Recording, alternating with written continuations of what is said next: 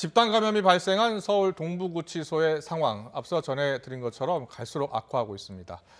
YTN 취재진이 이 동부구치소에서 확진된 수용자의 가족들을 만나서 내부 상황을 직접 전해 들었는데요. 독방에 격리되기가 싫어서 의심 증상을 숨겼다는 수용자도 있었고요. 확진 수용자들에게 약만 주는 등 별다른 치료나 관리가 없었다는 주장도 나왔습니다. 가족들을 직접 만나서 취재한 엄윤주 기자 나와 있습니다. 엄윤주 기자, 안녕하세요. 어서 오십시오. 안녕하세요. 예. 어땠습니까? 동부구치소 확산세가 계속 퍼지고 있는 건데 어제 수용자 가족들을 직접 만났다고요? 네, 그렇습니다. 우선 동부구치소에 수감된 40대 수감자가 가족에게 지난 21일 보낸 편지부터 보도록 하겠습니다. 예. 편지를 보낸 시점은 지난 18일 1차 전수검사가 이뤄지고 난 뒤입니다. 당시 무더기 집단 감염이 발생하자 격리를 한다는 이유로 4, 5명이 머무르던 방에 비확진자 10명이 생활하도록 했다고 적혀 있는데요. 예. 최대 2주인 잠복기를 전혀 고려하지 않은 겁니다. 빛도 비좁은 방에서 움직이기도 힘든 열악한 환경이라며 그림까지 그려져 있는 걸 볼 수 있었는데요. 예. 1차 전수검사에서 음성 판정을 받았던 이 수감자는 23일 두 번째 전수검사에서 확진 판정을 받았습니다. 예. 다른 편지도 보겠습니다. 예. 온몸이 쑤시고 아파도 확진자로 오해받아 독방에 격리되기 싫어 약으로 버틴다, 이런 문구가 적혀 있습니다. 예. 가족들은 이뿐 아니라 구치소 안에서 마스크 관리도 엉망이었다고 주장했는데요. 수용자가 직접 마스크를 사서 쓰도록 하다 보니 면 마스크만 쓰거나 아예 안 쓰는 경우도 있었다고 합니다. 또 구치소 안 마스크가 없는 사람들이 많아 일회용 마스크를 며칠씩 쓰거나 뒤집어서 쓰는 경우도 많았다고 전해졌습니다. 네, 그런데 확진된 수용자에 대한 치료 그리고 관리가 체계적으로 이루어지지 않았다, 이런 이야기도 나왔다고요.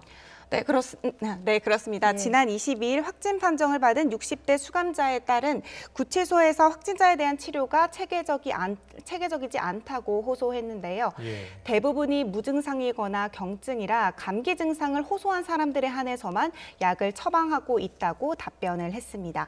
직원이 직접 그 얘기 들어보도록 하겠습니다.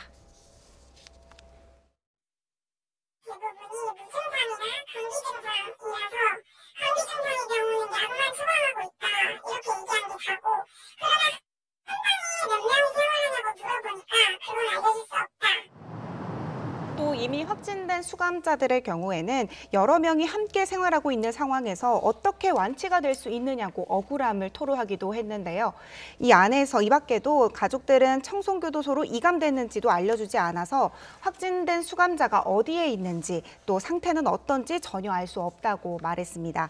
법무부는 이에 대해 개인정보 보호 차원에서 본인 동의 없이 증상 같은 자세한 정보는 알려줄 수 없다면서 다만 확진 사실과 청송교도소 이감 여부는 가족에게 알리고 있다고 반박했습니다.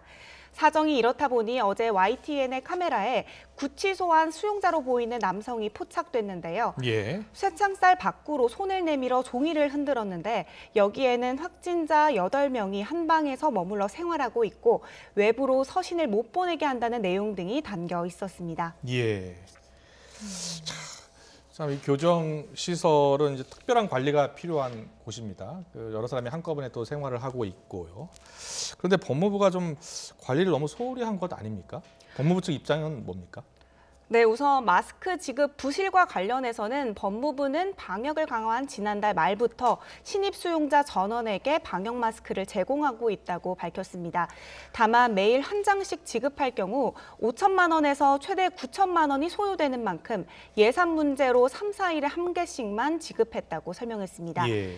그러니까 수용자가 직접 마스크를 살 수 없을 땐 3, 4일 동안 같은 마스크를 계속 쓸 수밖에 없는 상황입니다. 예. 마스크를 지급하기 전에는 수용자들이 직접 면 마스크를 사서 쓰도록 하거나 구매를 못하는 경우 구치소에서 덴탈 마스크를 지급했다고 하는데요. 예. 대신 외부인과 접견할 당시에는 KF80 이상인 방역 마스크를 줬다고 덧붙였습니다. 또 수용 과밀 상태라 그동안 확진자와 접촉자, 비확진자까지 세 그룹으로만 분류했는데 현재는 긴급 이송으로 충분한 공간을 확보하고 있다고 전했습니다. 네, 여러 문제점들이 지금 교정시설 안에서 발견이 되고 있는 건데, 그런데 또 애초에 확진자가 나오고 나서 전수검사가 좀 뒤늦게 이뤄졌다, 이런 이야기가 나오고 있거든요. 그런데 이게 법무부와 서울시가 또 책임 공방을 벌이고 있다고요.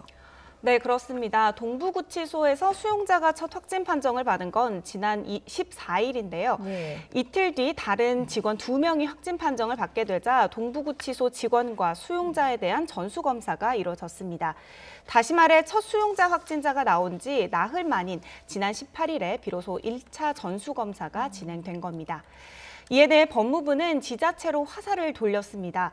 첫 수용자 확진 당시 전수검사 필요성을 제기했는데 서울시와 송파구에서 크게 의미를 받아들이지 않았다고 해서 네.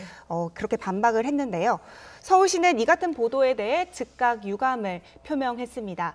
관계기관이 합의한 사안이었음에도 불구하고 법무부가 사실과 다르게 서울시와 송파구에 일방적으로 책임을 떠넘긴다는 겁니다. 그러면서 감염 초기 전수조사를 할지 말지는 법무부의 주장처럼 서울시와 송파구가 독단적으로 방역 방향을 결정할 수 있었던 구조는 아니라고 강조했습니다. 특히 전수검사를 자체 예산으로 하기 어려웠다는 법무부의 주장에 대해서는 시는 당연히 국비 적용이 된다고 일축했습니다. 하지만 결과적으로 국가에서 관리하는 기관에서 최대 규모의 집단 감염을 불러왔다는 사실은 분명한데요. 원인 분석과 함께 책임 소재를 확실히 가려내는 것도 중요하지만 확진자가 폭증하는 만큼 지금은 확산세를 꺾기 위해 만반의 준비를 더 준비하는 게 더 우선인 것으로 보입니다. 예. 미리 대응할 수 있고 막을 수 있는 곳에서 집단 감염이 발생했습니다. 반드시 고쳐야죠. 법무부가 뒤늦게 신규 수용자 이제 3주간 격리하기로 했다고 하는데요. 항상 문제가 됩니다. 소 잃고 외양간 고치는 일 다시는 없었으면 좋겠습니다. 좀 더 철저한 대책 필요합니다. 지금까지 엄윤주 기자와 함께했습니다. 잘 들었습니다. 감사합니다.